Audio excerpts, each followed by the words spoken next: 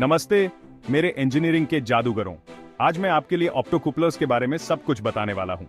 ये छोटे devices electronics के गुप्त एजेंट की तरह होते हैं जो चीजों को सुरक्षित रखते हैं। चलिए शुरू करते हैं। सबसे पहले यह ऑप्टोकूपलर होता क्या है।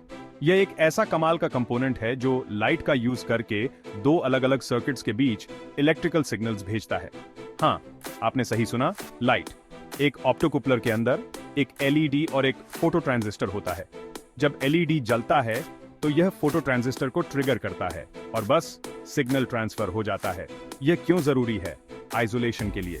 ऑप्टोकपलर्स अलग अलग सर्किट सेक्शंस को आइसोलेट करने में माहिर होते हैं ताकि हाई वोल्टेज संवेदनशील कंपोनेंट्स को नुकसान न पहुंचाए। इन्हें इलेक्ट्रॉनिक दुनिया का बाउंसर समझो। अब फॉर्मेशन के बारे में बात करते हैं। एक ऑप्टोकपलर में आमतौर पर 4 से 6 पिंस होते हैं। एक तरफ आपके पास इनपुट सर्किट होता है जो एलईडी से जुड़ा होता है। दूसरी तरफ आउटपुट सर्किट जो फोटो ट्रांजिस्टर से जुड़ा होता है। जब एलईडी से करंट फ्लो होता है तो यह लाइट एमिट करता है जिसे फोटो ट्रांजिस्टर डिटेक्ट करता है और फिर वह करंट कंडक्ट करता है। आसान है ना?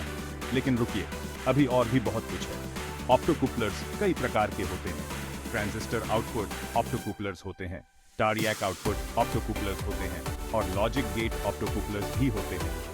हर एक का अपना स्पेशल यूज केस होता है, इसलिए अपने प्रोजेक्ट की जरूरतों के हिसाब से सही चुनाव करें। तो हम इनका उपयोग कहाँ करते हैं? हर जगह। ये पावर सप्लाई सर्किट्स में होते हैं, माइक्रो कंट्रोलर इंटरफेसिंग में होते हैं और हाई वोल्टेज पावर इलेक्ट्रॉनिक्स में भी होते हैं। ये मेडिकल इक्विपमेंट में भी महत्वपूर्ण होते हैं जहां किसी भी एक्सीडेंटल शॉक से बचने के लिए आइसोलेशन बहुत जरूरी होता है। संक्षेप में, ऑप्टोकूपलर्स हमारे गैजेट्स को सुचारू रूप से और सुरक्षित रूप से चलाने के लिए बहुमुखी और महत्वपूर्ण कंपोनेंट्स हैं। चाहे आप एक सिंपल DIY प्रोजेक्ट डिजाइन कर रहे हों या किसी कॉम्प्लेक्स इंडस्ट्रियल सिस्टम पर काम कर रहे हों, ऑप्टोकूपलर्स को समझना बहुत जरूरी है।